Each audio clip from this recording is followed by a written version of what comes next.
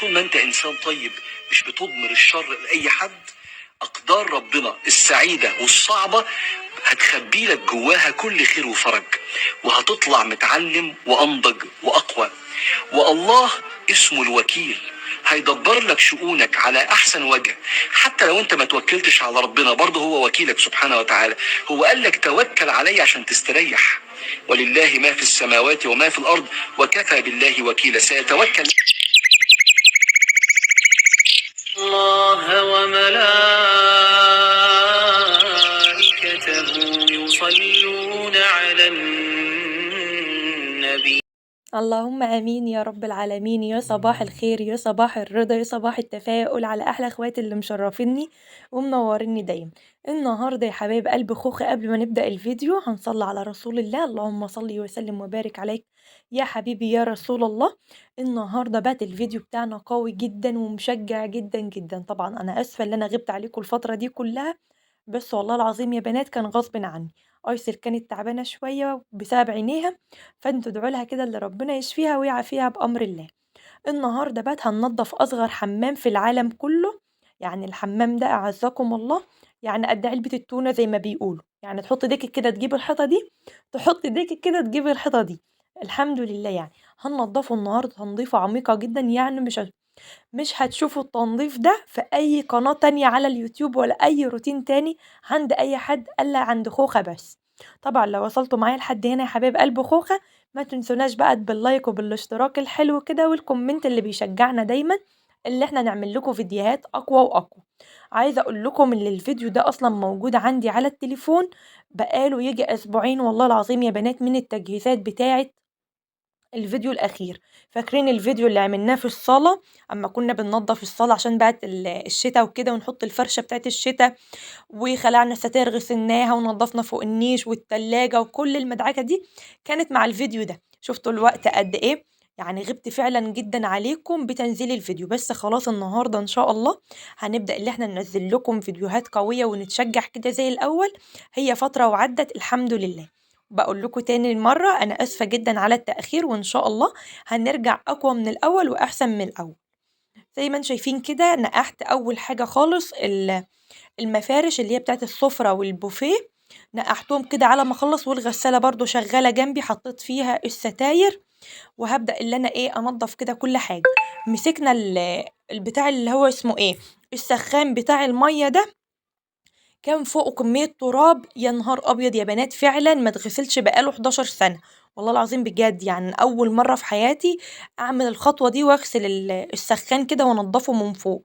أنا كنت بقف على القعدة أعزكم الله يعني، بس ما كانتش إيدي بالطول اللي هو السقف بتاعه من فوق، فالسلم كان موجود عندي بقى تحت مكان ما كنت فكه الستاير ومنضفه فوق النيش والتلاجة، فكان موجود عندي، فقلت لا ما بديهاش بقى لازم امسكه انضفه كده تنظيفه عميقه ما خليش فيه اي حاجه. هنا شايفين الشباك بتاعنا ده حاطين له كده سلك عشان في الصيف بيبقى مشقتنا حر جدا، والمسقط ده بيدخل لنا منه تهويه كويسه. فاحنا عاملين سلك على على الحمام، وكان في سلك على المطبخ بس اتملى دهون فخلعته، عايزه اجيب كمان واحد واركبه بس على الصيف بقى ان شاء الله، عشان هو دلوقتي ايه مش هيتفتح، يعني هو دلوقتي خلاص ما عادش هيتفتح بقى وكده. جبت هنا بقى زي ما انتم شايفين كده يا حبايب خوخة، مية بصابون بكلور ألوان، وهاتك رايح جاي رايح جاي كده نضفت الشباك بتاعي خليته بيضوي.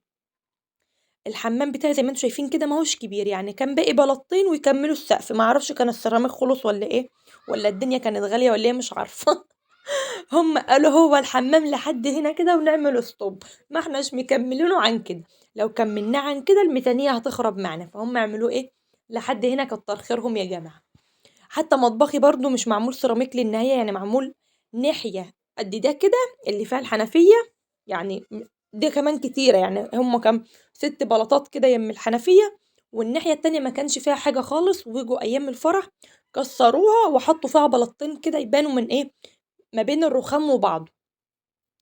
طبعًا هنا زي ما أنتم شايفين أهو يا حبايب خوخة نضّفت الشباك بقى بتاعي، أنا خدت كل حاجة فيه كده بالتدريج، يعني بالتدريج كده يعني نضّفت السخّان، نضّفت الشباك، نضّفت الجدران، كل حاجة كده مع بعضها عشان إيه ما اتعبش، بجد كان يوم حلو جدًا.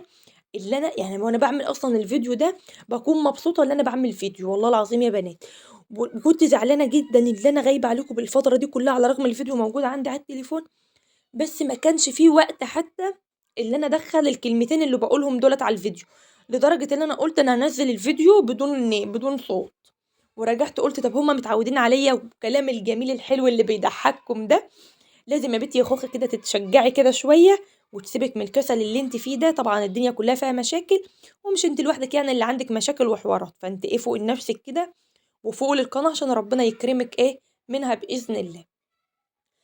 هنا زي ما أنتم شايفين أهو يا حبايب خوخ حتى برضه ديّة مسكتها كده غسلتها، دي مش فاكرة اسمها وكتاب ربنا بجد، اسمها إيه؟ اسمها إيه؟ هافتكر افتكري يا خلود، افتكري، مش فاكرة. هي شيّالة شرابات باين، هي لها اسم غير شيّالة الشرابات، يعني دي أنتِ أمّا بتغسلي الشرابات كده بتعلّقيها عليها، بس اسمها إيه والله فعلًا ما أناش فاكرة. هنا طبعًا زي ما أنتم شايفين كده يا حبايب قلبي غسلت بقى الشباك وقُلت أعلّقه برضه عشان الحمام زي ما أنتم شايفين يعني ما فيهوش مكان أصلًا إن أنا أتحرّك فيه. والغسالة كانت شغالة، فكانت الدنيا حواليّا كلّها متضيّقة، فقُلت لأ أنا هاخلّص حاجة كده إيه عشان إيه أفوّق الدنيا حواليّا، مسكت الشباك علّقته، والسلِّم برضه ده هاركنه في جنب عشان أبدأ برضه أمسك الأرضية كويس جدًا أنضّفها ما اخلّيش فيها أي حاجة، عشان إيه نطلع بقى البلكونة ننشّر الستاير بتاعتنا، ونشوف هنعمل إيه تاني. لو وصلتوا مع أختكم خوخة الشطورة لحد هنا ما تنسوش طبعًا اللايك والكومنت الحلو اللي بيشجعني، وباشكر كل إخواتي اللي نوروني في بيته المتواضع، وكاتبين لي كلام زي العسل ما اتحرمش منكم أبدًا يا أحلى إخوات وأحلى صحاب في الدنيا بحالها.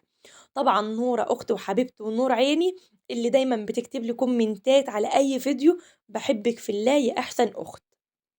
طبعًا أنتم كلّكم على راسي من فوق، بس بجد هي يعني شُفتوا اللي بتخُش القلب كده على طول، يعني غلاوتها كده دخلت على قلبي على طول ما شاء الله اللهم بارك، يعني من الناس اللي هم إيه، اللي بيتحبّوا كده بسرعة، يعني هي ولا شافتني ولا أنا شُفتها، بس حبّينا بعض جدًا يا بنات. هنا زي ما أنتم شايفين كده كنت خلّصت بقى الغسيل كلّه، وقُمت حاطّة بقى الشرشوبة، قُلت أنضّفها واصرف المَيّة بتاعة الغسالة، واغسل الغسالة كده وارجّعها مكانها. زي ما أنتم شايفين هدومي ما عادش فيها أصلًا حتّة ناشفة، يعني بقت إيه، زي ما بيقولوا مدعكة، مدعكة، يعني خلود هدومها بقت مدعكة، مدعكة. بس الحمد لله كنت راضية جدًا عن النتيجة اللي وصلت لها، الحمام بتاعي بقى بيضوي، السيراميك بقى بيلمع، حتى القعدة برضه خلّيتها تضوي كده، بس ما جبتش المقطع اللي أنا باغسل فيه القعدة أعزكم الله. كل حاجة يا بنات، كل حاجة نضّفتها، ما خلّيتش فيه أي حاجة. هنا زي ما أنتم شايفين كده بانشّف السيراميك على طول عشان إيه، أبدأ اللي أنا أدخّل الغسالة مكانها عشان نبدأ إيه، نخلّص بقية الحمّام. أهو يا حبايب قلبي باعتذر لمليون مرّة جدًا على التأخير ليكم، أنتم وحشتوني والله ووحشني التعليقات الجميلة بتاعتكم ووحشني كل حاجة في القناة. هنبدأ إن شاء الله نرجع زي الأول وأحسن بإذن واحد أحد. هنا يا حبايب خوخة أهو بقى كده أنا خلّصت نضّفت تحت الغسالة كويس بالحيطة بكل حاجة، وقُمت مرجّعاها كده مكانها. هنا بقى هابدأ اللي أنا أنضّف بقى الأرضية ما اخلّيش فيها أي حاجة، والمراية بتاعة الحمام برضه هانضّفها، وهاغسل الحوض من فوق ومن تحت. باقول لكم الفيديو ده مش هتشوفوه عند أي حد غير عند البت خوخة الشطورة اللهلوبة، فعلًا هو أنتم أنا هاسمّي القناة كده، قناة خوخة الشطورة اللهلوبة، والله. زي ما أنتم شايفين الحمام بقى بيضوي، هاوريه لكم دلوقتي في الآخر كده، فعلًا هتلاقوه بيضوي، يعني إيه العينة باينة زي ما بيقولوا. هنا مسكت بقى المراية أهوّة زي ما أنتم شايفين، هتك، هتك رايح جاي في شمال في يمين يا ولاد إيه، خلّيتها بتضوي. طبعًا اللي سمع الفيديو ده يقوم كده زي الشاطر كده يتجدعن ويتعلم من أخته خوخ الشطورة الأمورة، ويخش كده بقى على الحمام، على أوضة النوم، أوضة الأطفال، أوضة الرُكنة، على أي حاجة. شوفوا أنتم محتاجين تعملوا إيه في شقتكم وقوموا عليه اعملوه، وإن شاء الله هانزل لكم بالفيديو بتاع المطبخ أنا مش ناسياه، والترتيبات بتاعة الشتا والحاجات اللي إحنا شاريينها للشتا. كل حاجة هنعملها مع بعض إن شاء الله، إن شاء الله يعني بأمر الله، كل حاجة بأمر الله وحده. ادعوا لي بس كده الدنيا ما تتلخبطش عندي ويحصل لي حاجات تانية غريبة كده زي اللي كانت بتحصل، وهانزّل لكم الفيديو ده برضه على طول، وكل حاجة هانزّلها لكم بأمر الله.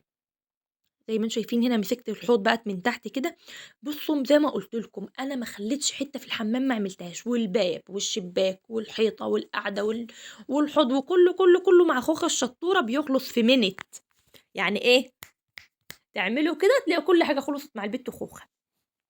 أتمنى يا رب كده أكون عند حُسن ظنكم دايمًا وتكون كده القناة كده خفيفة وجميلة كده على قلبكم يا أحلى أخوات في الدنيا بحالها. بُصّوا، أنا ما باعرفش أتكلّم كتير، يعني أنا ممكن أتكلّم نُص الكلام بيبقى إيه، اللي هو بطبيعتي، ما باعرفش أصنّع كلام زي ما بيقولوا، اللي أنا مثلًا أخترع كلام أو أقول كلام ما باعرفش، دي طبيعتي وأنا عايشة طول عمري الحمد لله بتلقائية كده، يعني ما باحبش اللي أنا أزوّق كلام ولا أعدِّل في كلام ولا أقول أيوه ونعم ويس والكلام ده، لأ، أنا عايشة بطبيعتي الحمد لله وربنا يديمها علينا نعمة وتفضل عينينا كده مليانة وشبعانة بكل حاجة حلوة في حياتنا، يعني الحمد لله يا رب.